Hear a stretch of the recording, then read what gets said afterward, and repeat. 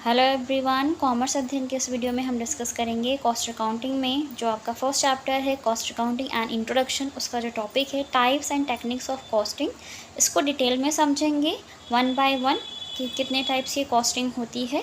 तो वीडियो के साथ इन तक बने रहेगा ताकि हर एक पॉइंट आपको अच्छे से क्लियर हो जाए। तो अगर हम मेन टाइप्स ऑफ कॉस्टिंग की बात करें यहाँ पर, तो पहली है आपकी हिस्टोरिकल कॉस्टिंग, जिसको आप हिंदी में बोलते हैं ऐतिहासिक लागत अंकन पद्धति। ठीक है, दैट मीन्स कि एक ऐसी कॉस्टिंग होती है जिसमें जो कॉस्ट होती हैं, जो खर्चे होते हैं ना, वो पहले हो चुके होते हैं। और जब पहले हो चुके होते हैं देन उनके बेसिस पर क्या होता है कि चीज़ों को डिसाइड किया जाता है। ठीक है, जैसे कि मान लीजिए लास्ट ईयर में खर्चा जो भी हुआ, जिस भी प्रोडक्शन पे जितनी भी लागत आई, जितनी भी कॉस्ट आई है, उसी के अकॉर्डिंग करंट ईयर में चीज़ों को क्या किया जाता है, असरटेन किया जाता है। ओके, तो ये होता है आपका हिस्टोरिकल कॉस्टिंग। तो the ascertainment of cost after they have been incurred. ठीक है, तो यहाँ पर जो कॉस्ट असरटेन होती है वो कब होती है, जब वो इंकर्ड हो चुकी होती है उसके बाद। दैट मीन्स कि पहले वो खर्चे किए जा चुके होते हैं, तभी यहाँ पर उनका निर्धारण किया जाता है। तो वो होता है आपका हिस्टोरिकल कॉस्टिंग।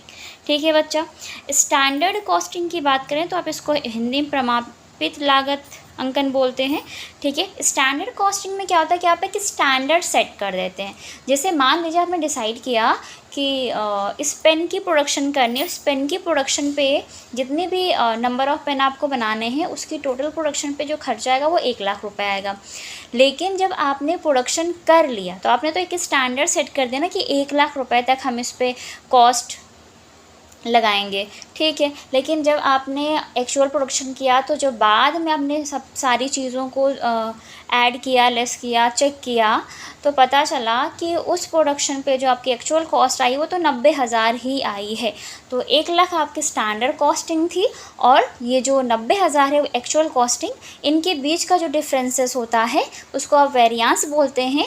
और इन्हीं वेरियांसेस के कॉजेस को फाइंड आउट किया जाता है किसके थ्रू, स्टैंडर्ड कॉस्टिंग के थ्रू, कि किन वजह से ये जो कमी आई है वो आई है, आपने जो एक स्टैंडर्ड सेट किया था कॉस्ट का उसमें। ठीक है, तो इसकी मीनिंग यहाँ पे देख सकते हैं, the preparation and use of standard cost, their comparison with actual cost and the analysis of variances to their causes and point of incidence. ये जो मीनिंग आप देख रहे हैं ये अकॉर्डिंग टू ICMA के अकॉर्डिंग है। ठीक है बच्चा, तो ये ध्यान रखिएगा।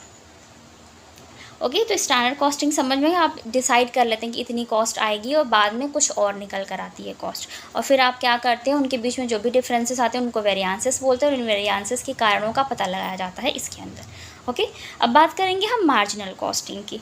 मार्जिनल कॉस्टिंग की अगर हम बात करें बच्चा, तो यहाँ पर जो आपकी कॉस्ट होती है ना मार्जिनल कॉस्टिंग में, जैसे कि आपकी variable cost and fixed cost होती है, तो उनको अलग अलग तरीके से रख करके देखा जाता है कि उन जो वेरिएबल कॉस्ट और जो फिक्स्ड कॉस्ट है वो एक दूसरे से किस तरह से अलग है, डिफ्रेंशिएट कर रहा है।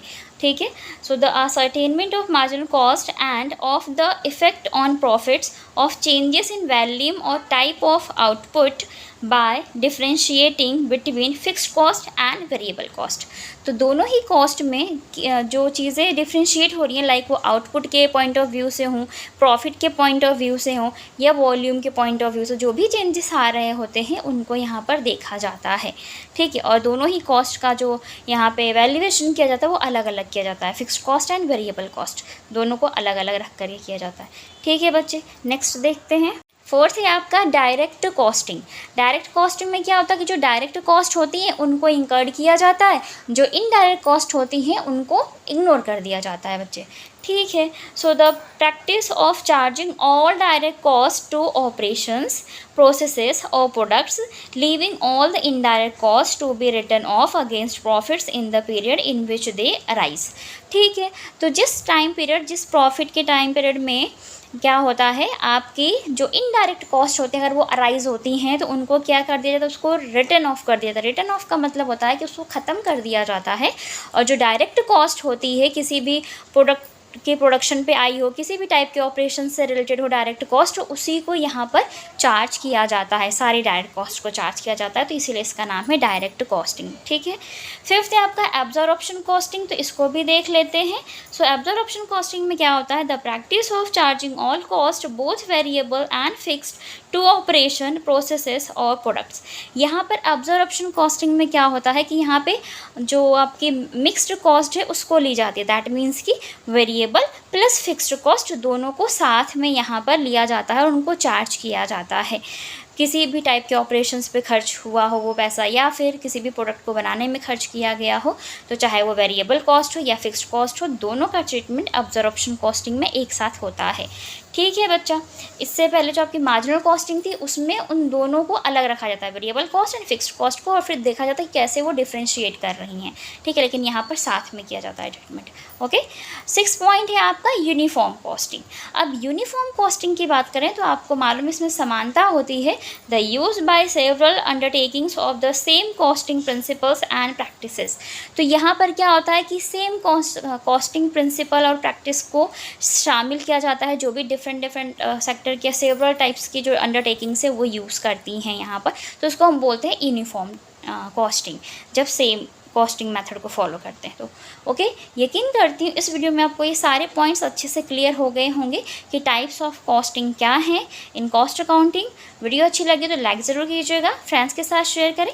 चैनल पे आप हमारे नए विजिटर हों तो चैनल को सब्सक्राइब कर लें, साथ ही साथ बेल आइकन को प्रेस कर लें ताकि आने वाली वीडियोज़ की नोटिफिकेशन आपको बिल्कुल टाइम पर मिलती रहे। सो आज की वीडियो में इतना ही, मिलते हैं नेक्स्ट वीडियो में, तब तक के लिए take care and thank you so much for watching this video.